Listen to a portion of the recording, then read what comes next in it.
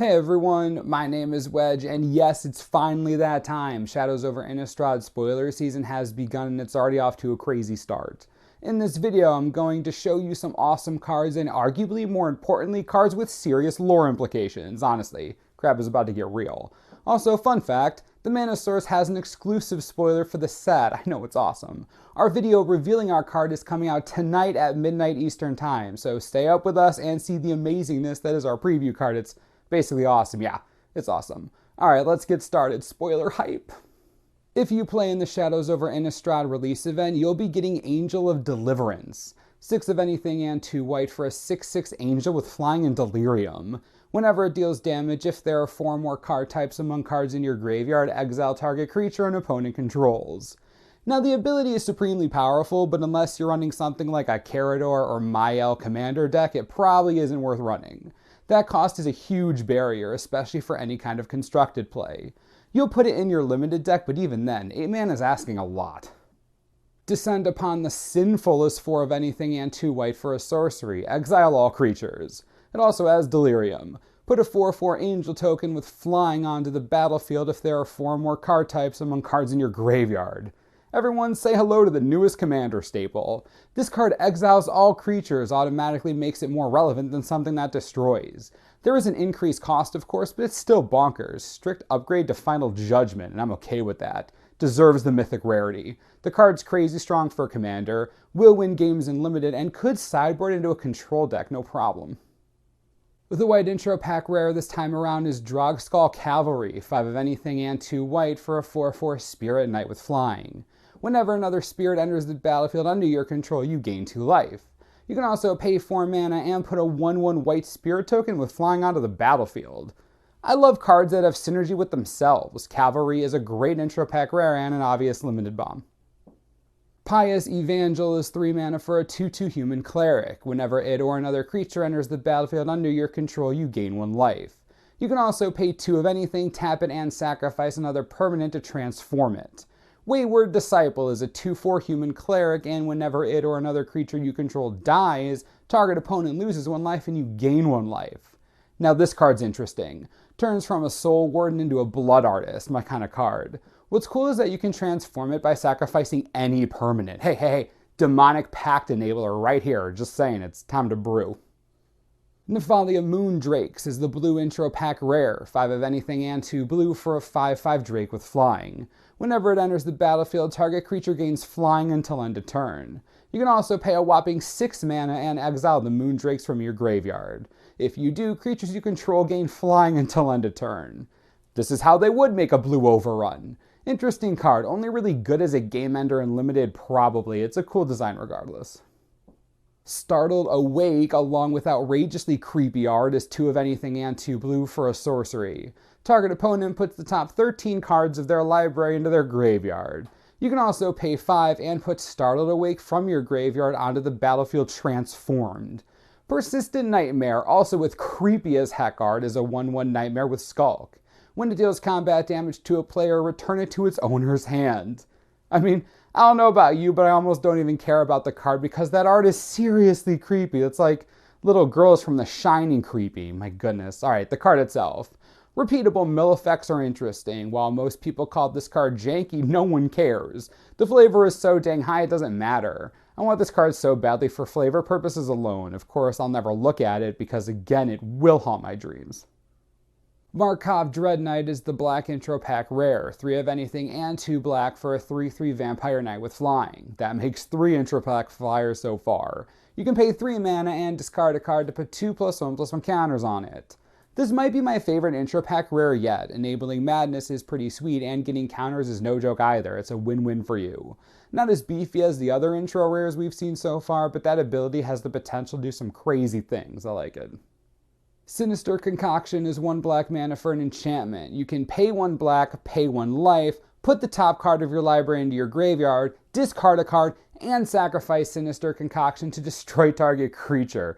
Okay, I know what you're thinking. You have to do 5 different things to destroy a creature, but destroying the creature isn't even the best part. The best part about this card, it enables delirium practically single-handedly. Think about it. You mill yourself first, then discard a card, enabling Madness if you want, by the way.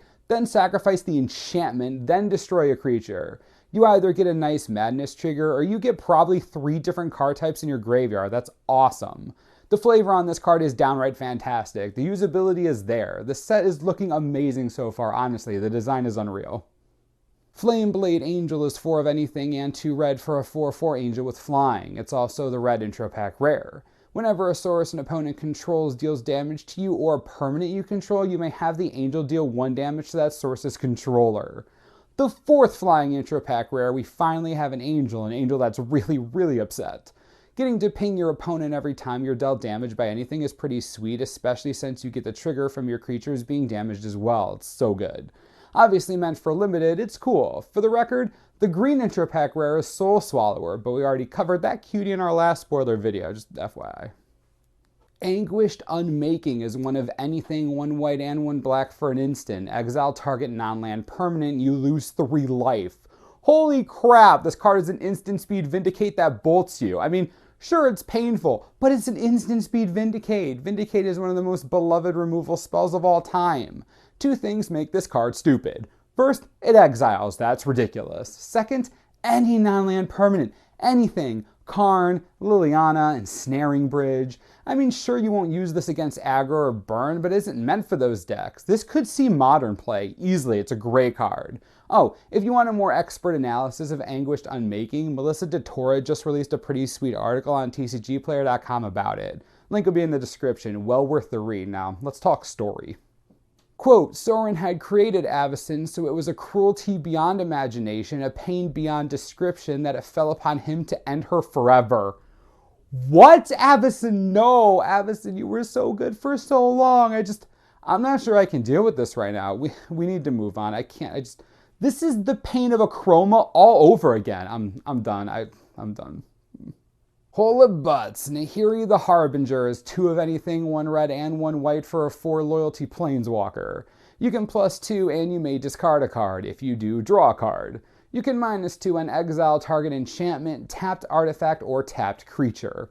Lastly, you can -8 and search your library for an artifact or creature card, put it onto the battlefield, then shuffle your library. It gains haste. Return it to your hand at the beginning of the next end step. What? Okay, so you play her, you can immediately enable Madness, then draw a card, so at worst it's filtering. -2 brings her down to 2, and you can basically wreck anything that just attacked you. Her last ability lets you tutor something that gains haste, but it goes back to your hand on end step. I think she's good. We're talking about card filtering and creature removal in her first 2 abilities. Both are relevant. She pseudo-protects herself with her removal. I think I like her. Best part? You can -8 for Emrakul. That's funny. Anti-flavor for the win. A few days ago, we were introduced to our uncommon land cycle for the set. It looks like Wizards really is going deep on the tap lands, this time utilizing the enemy color cycle. Forsaken Sanctuary, Foul Orchard, Highland Lake, Stone Quarry, and Woodland Stream will be your primary fixing in Shadows over Innistrad Limited. Enjoy. Last but not least, the Game Day Championship playmat. Here it is, yeah. We're going that deep, it's so depressing. I mean, don't get me wrong, I totally want it, it hurts. Today is the first day of the official spoiler season, and I'm sorry to sound like a broken record, but I mean, come on. The set looks so flavorful, I gotta know more. So many cards are designed with so much story and feeling, I can't help but be excited. Which of today's cards are you most excited about? Let me know in the comments. Also, be sure to tune in tonight for our exclusive Shadows over Innistrad spoiler. You won't want to miss it. As always, subscribe for the latest and most reliable Shadows over Innistrad spoiler information you could ever need. This is the Mana Source. I'm Wedge. Thanks for watching. We'll see you next time. This video is brought to you in part by tcgplayer.com. Shadows over Innistrad is basically the bee's knees. It's time to prepare for rotation. Let's talk cheap standard cards. Big Daddy Kozilek has fallen way down in price. You can get copies of him right now for $7.50 each. That's it. It's outrageously cheap. Eldrazi not what you want? Fine. How about Gideon, ally of Zendikar? Used to be $40, now $17. Yeah, I know, stupidly cheap. Click on the links in the video and help the channel out in the process. So much value.